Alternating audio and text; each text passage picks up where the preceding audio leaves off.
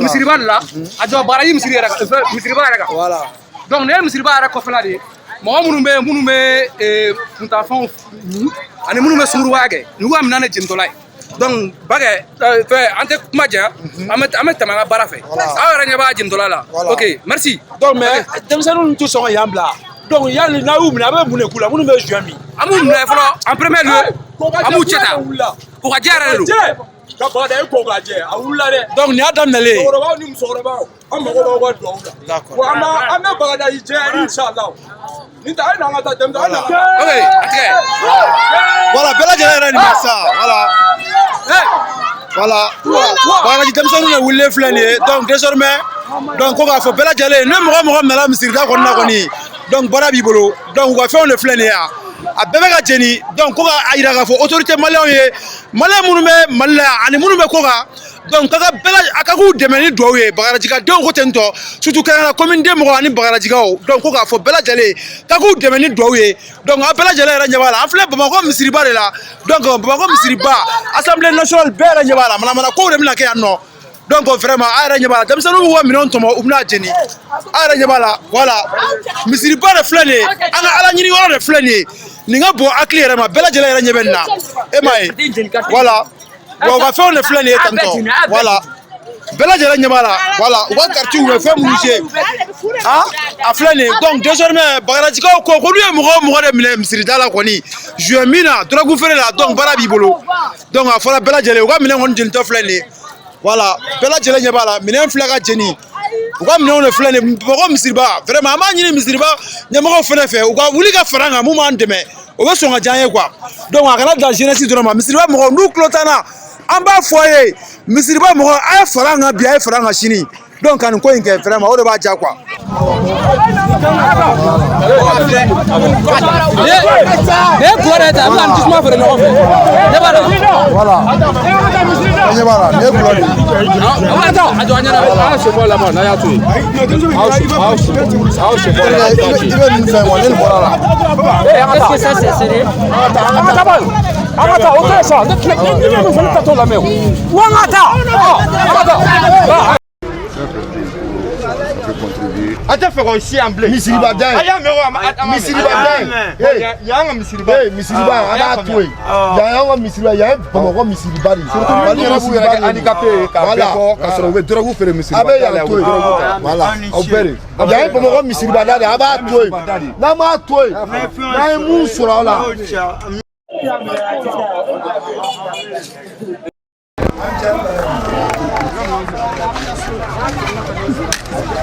en face même de la grande mosquée de Bamako. Ni ne kɛra anw ka ni mɔgɔw ka qualification ye ka ɲɛsin aw yɛrɛ k'a kɛ. bɔra jigin. Yan ka aw y'u lajɛ. Anw yɛrɛ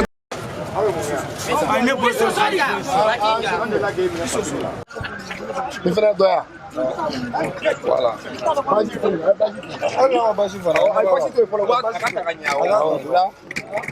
ka jagokun yɛrɛ ye sisan misiriba t'a la seliko t'a la foyi ko t'a la u tɛ misiri bonya u mago tɛ misiri yɛrɛ la donc an kɔni bi an bɛ kankari d'u ye puisque média b'a nɔfɛ n'an y'aw sɔrɔ yan siɲɛ wɛrɛ ni mun bɔra la a b'a lakali a y'a faamu ninnu de bɛ kolo fili yan an kɔni an bɛna kankari d'u ye an nana kɛ de diɲɛmɔgɔ k'a ye ni an ka kankari da laban fɛnɛ ye an tɛ kankari wɛrɛ mun da o ye o de ye nin ye. Boy ka patron. Ne boli di. Une semaine. Boy ka de ya. Bon, une semaine là. Bon. Hey, venez. Bon. Eh pas, il faut ngana.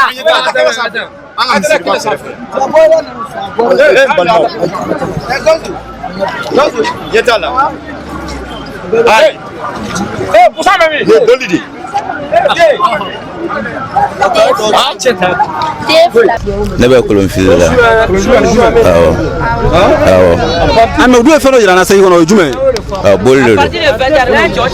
kolon fili ani bolisɔn bɛ kɛ misiba da la n'o ye bon n t'a sɔrɔ yan kɔni n b'a ta sɔn ka sɔrɔ ni kɔni bɛnna n bɛnna n'a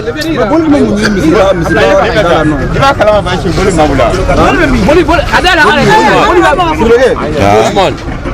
boli bɛ mun ɲini misiriba dɔ la nɔ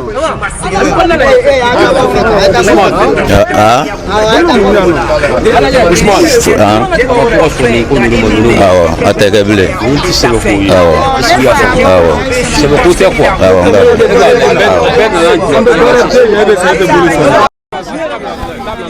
comme kɛra misiribada la bi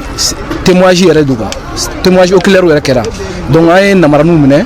handicapé u yɛrɛ bɛ joint feere ni drogue minw na bolusɔnnaw bɛ misiribada la donc an bɛ appel min lancer mɔgɔ minnu bɛ feere kɛ yan pour que nin ko yɛrɛ ka se ka ban u ka collaborer n'u ye mɔgɔ min ye manamana ko la u k'an wele. bon misiriba a bɛ yɔrɔ dɔ de la o ye misiriba yɛrɛ ka domaine ye misiriba ka domaine ye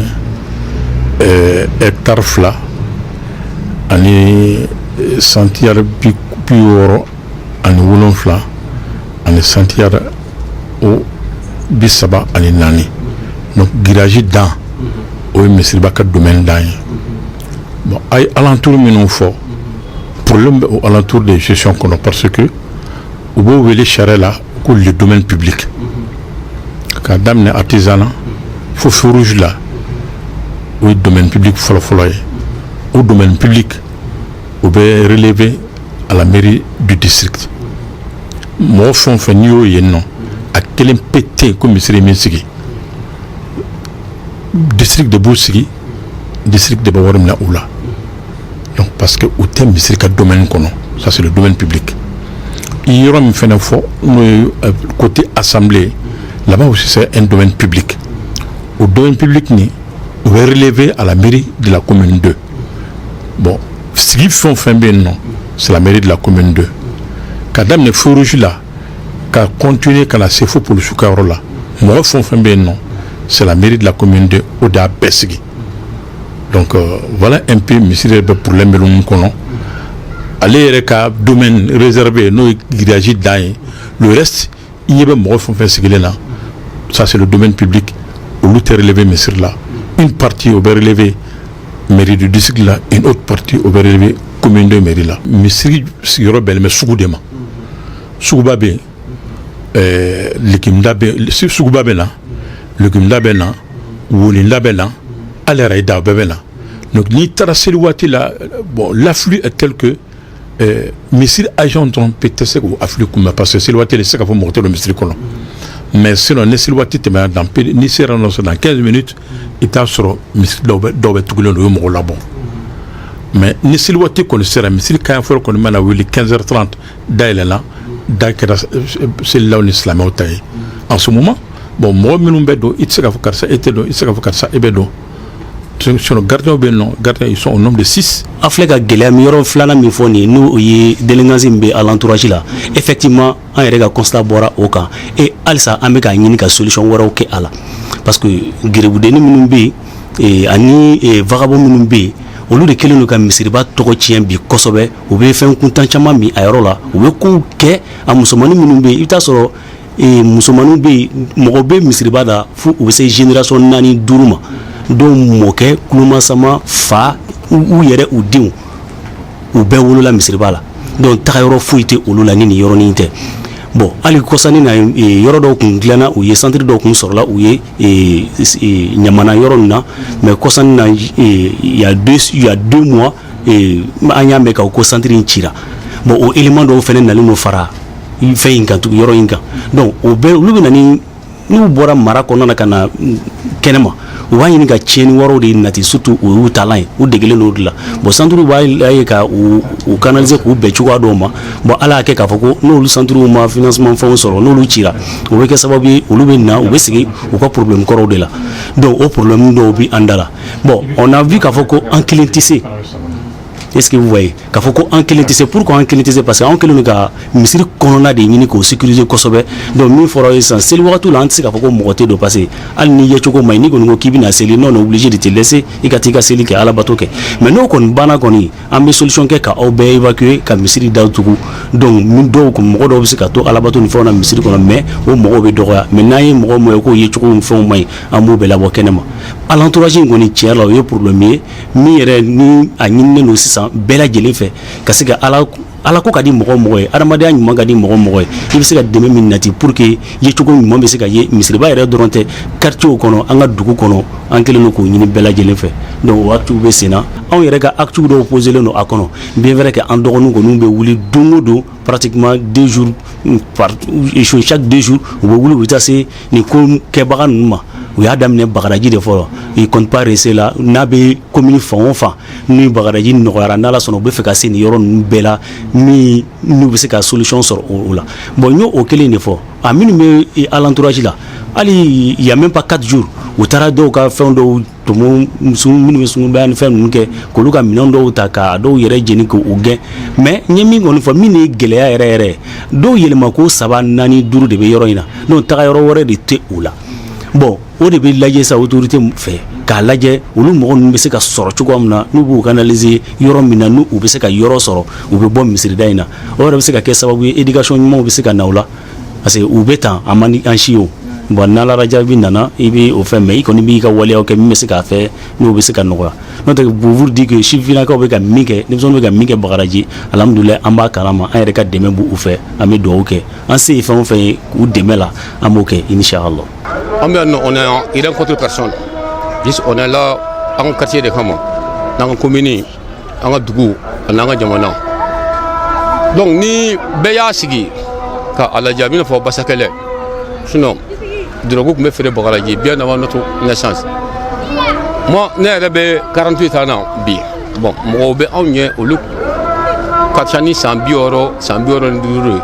Au look, là, sur Drogo me fait Bagadaji. Bon donc ni Beyi Sigi ka alaje a propager la a tara kojugu a hakiliti yɔrɔ fɛn o fɛn na k'a fɔ ko a bɛ feere yen nɔ a bɛ feere yen bɛɛ ne kɔni bɛ welewelemada kɛ an ka quartier tɔw ye minnu kɛlen don ka Bagadaji lamunumunu tel que Ɲarela Bozo la Mɛlakura Kɛnzanbugu Missira parce que n'i ko Mali i ko Bamakɔ ye commune de Bagadaji Bozo la Ɲarela quartier tɔw olu y'an ka prolongement ni an ka mɔgɔkɔrɔbaw ka quartier sigilenw ye a ka ca Ala fɛ fɛn caman bɛ yen nɔ n'o daminɛla Bagadaji Bozo la Ɲarela o bɛ ɲɛtaga sɔrɔ o bɛ fanga sɔrɔ. Bagadaji kɔnɔ yan nɔ tin kɔnɔ yan ne t'a fɛ ɲɛgɛ da dɔgɔtɔrɔw kan commissariat a bɛ ko ko la a k'a kɛ n'a y'a minɛ mɔgɔ minɛ a ka n'u bila dɛ maa ma mana taa k'a fɔ kɛlɛ de y'a ci k'a kɛ intervention kɛ ne ka ci de tɛ dɛ ne ka ci t'o tigiya i y'a faamu ne kɔni bɛ fɛn fɛn fɔ a k'u minɛ ka se kɛ lafiya i y'a faamu n bɛ fɛn fɛn dɔrɔn o y'o dɔrɔn de ye ale bɛ fɛnɛ filɛ ye a k'i cogo dɔw la dɛ komisɛri a k'i cogo dɔw la parce que